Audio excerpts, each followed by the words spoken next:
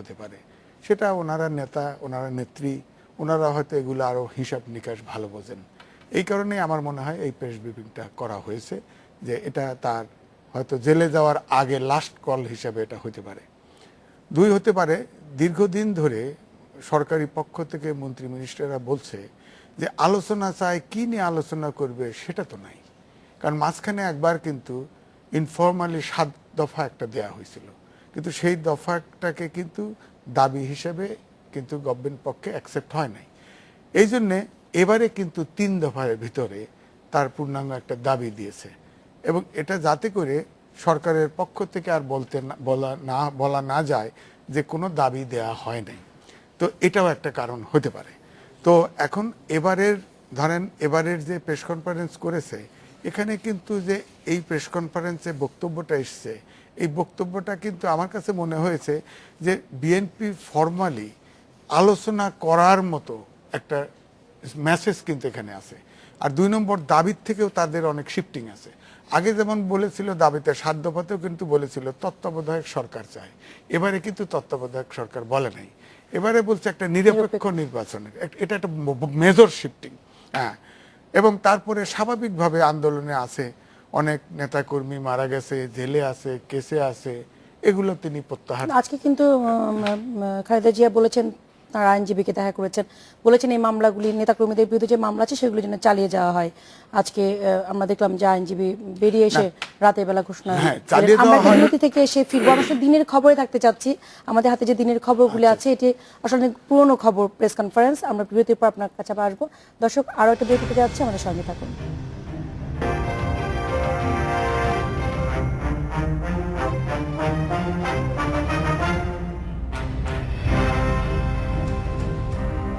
বাংলাদেশ এখন স্বাগত আর একবার।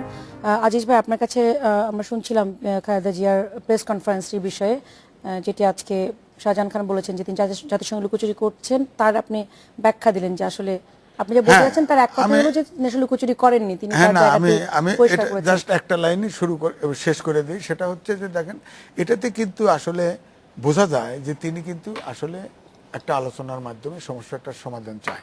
কিন্তু এই প্রেস কনফারেন্স পরশুদিন করার সাথে সাথে কোনো এখন সরকারের আওয়ামী লীগের ভিতরে কথা হয়েছে কিনা, সরকারের ভিতরে কথা হয়েছে কিনা জানি না, আওয়ামী লীগের স্পোকসম্যান তিনি একেবারে ডাইরেক্টলি আউটরাইট এটাকে রিজেক্ট করে দিয়েছেন। এরপরে তো প্রধানমন্ত্রী, আওয়ামী লীগের সাধারণ সম্পাদক সবাই এটাকে রিজেক্ট করেছে।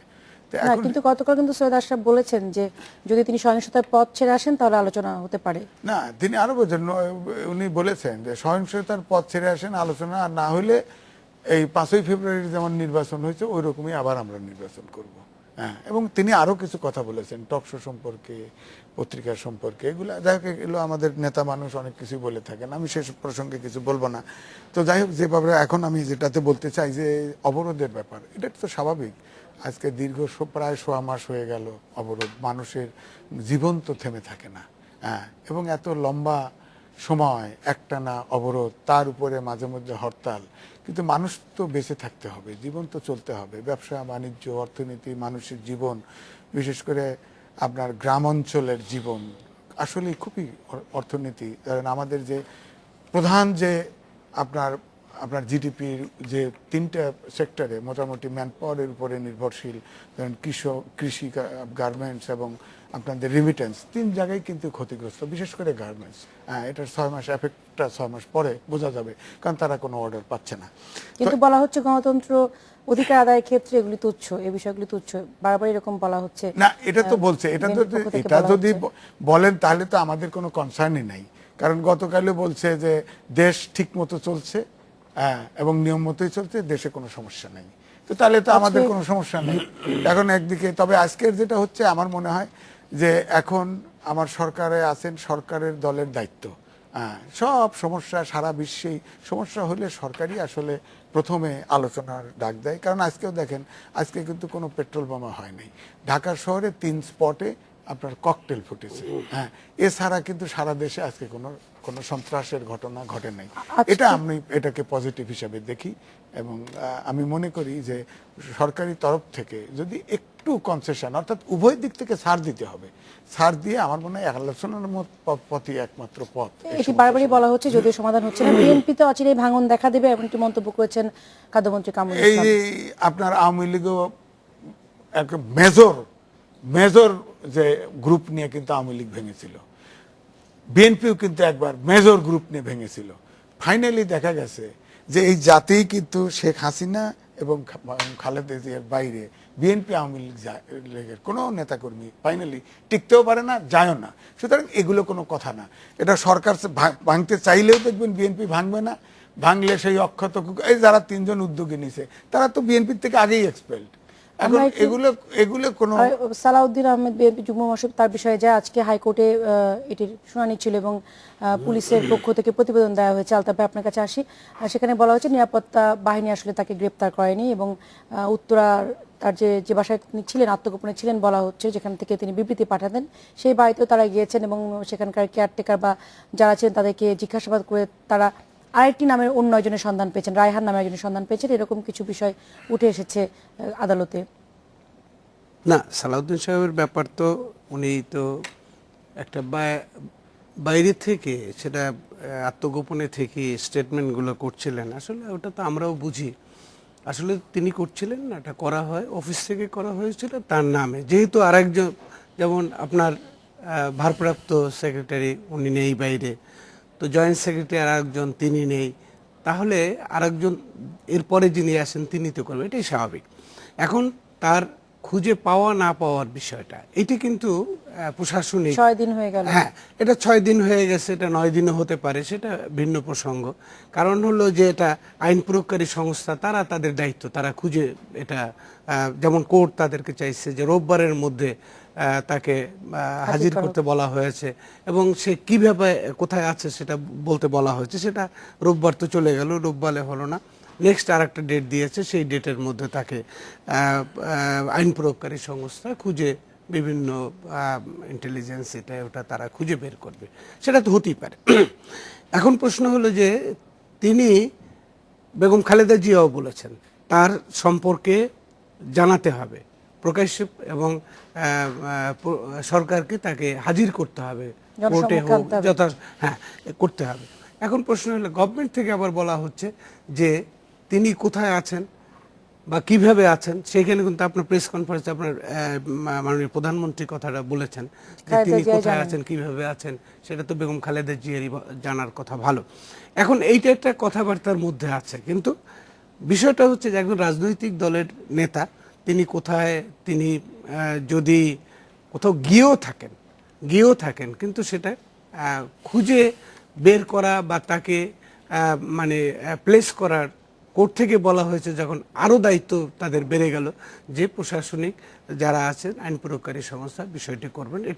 এটা কোর্টেও যেহেতু আছে, সুতরাং এই বিষয় সম্পর্কে বেশি কিছু আমি না বলেও শুধু একটা কথা আমি বলতে চাচ্ছিলাম যে যেহেতু এটা আপনি পরে নিয়ে আসছেন, কিন্তু এম এ আজিজ যেটা বলেছেন যে বেগম খালেদা জিয়ার কোশ্চেনিয়ার সম্পর্কে বলেছেন, উনি কেন এটা অ্যাভয়েড করলেন, উনি হয়তো জেলে যাবেন, উনি ফিল করেন যে তাকে নিয়ে যাওয়া হবে এবং তিনি সে কারণেই তার এই ব্রিফিংটা, প্রেস কনফারেন্স হোক আর ব্রিফিংই হোক, যেভাবেই আপনি দেখেন না, হতে পারে অনুমান, এটা তার মমনা।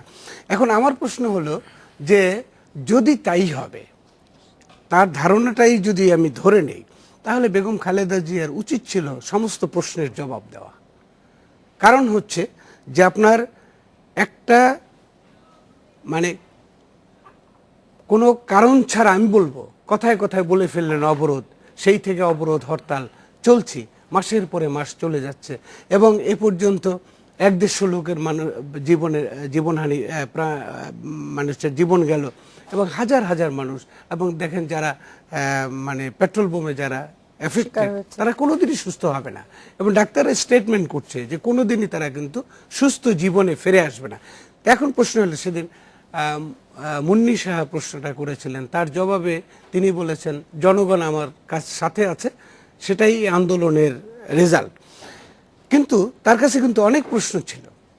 তার এই আন্দোলনে আসাটা, এতদিন পর্যন্ত মানুষ ক্ষতিগ্রস্ত হওয়া, দেশের অর্থনীতি ক্ষতিগ্রস্ত হওয়া, ব্যবসা বাণিজ্য ইত্যাদি নষ্ট হওয়া, শিক্ষা ব্যবস্থা ভেঙে পড়া, এবং সর্বোপরি রাজনীতি একটা এমন জায়গায় চলে গেছে, একটা সময় দেখবেন এই রাজনীতি সম্পর্কে মানুষের খারাপ ধারণা হয়ে গেছে। এই হরতাল এক সময় কোনো কাজে আসবে না, এই অবরোধ এক সময় কোনো কাজে আসবে না। এখন এইগুলি যদি না থাকে, এগুলো গ্রামে সাধারণ ভাষায় যেটা বলে বোতা হয়ে যাওয়া, এবং এইটা যদি কখনো কাজে না আসে, তখন কিন্তু আপনার রাজনৈতিক নেতৃত্ব এমন কি কঠিন প্রোগ্রাম দিতে পারেন যার ফলে তার দাবি দেওয়া আদায় হবে। সরকারে যারা আছেন তারা তো ক্ষমতায় আছেন, তারা তাদের মতো করে চালাবেন, যে সরকারি যখন থাকবেন। বিরোধী দল কিন্তু তার দাবি দেওয়া আদায়, মানে জনগণের পক্ষে দাবি দেওয়া আদায়ের জন্য তাকে কিন্তু কোনো কোনো কর্মসূচি দিতেই হবে। আজকে আওয়ামী লীগ ক্ষমতা আছে, বিরোধী দলে বেগম খালেদা জিয়া এবং আদার্স তারা কর্মসূচি দিচ্ছে, একসময় তো এর ভিন্নতাও হতে পারে। সুতরাং এই রাজনীতির যে সূক্ষ্ম কতগুলি বিষয় যেগুলো ইউজ করে তারা সামনের দিকে এগুবে, যেটা বাংলাদেশের রাজনীতি কেন পৃথিবীর ইতিহাসে এরকম, সেইগুলো কিন্তু নষ্ট করে দিচ্ছেন। এই জন্য বেগম খালেদা জিয়ার কাছে অনেকগুলো প্রশ্ন ছিল, কেন তাহলে যদি এমনই হয় জনগণ তার সাথে আছে, এটি যদি হয়, একটি কথা হয়, তাহলে এই যে মানুষগুলো মারা গেল, এই যে যাদের পারিবারিকভাবে যারা ক্ষতিগ্রস্ত হলো, যে তার বাবা হারালো, মা হারালো, এবং যে তার সন্তান হারালো, যে মা তার সন্তান হারালো, বাবা তার সন্তান হারালো, এর প্রশ্নের জবাব দিতে হবে। তো দেশের অর্থনৈতিক অবস্থা এখানে দ্রুত এভাবে চলে আসে, একটা বছরে দেশে কোনো অর্থনৈতিক কোনো রকম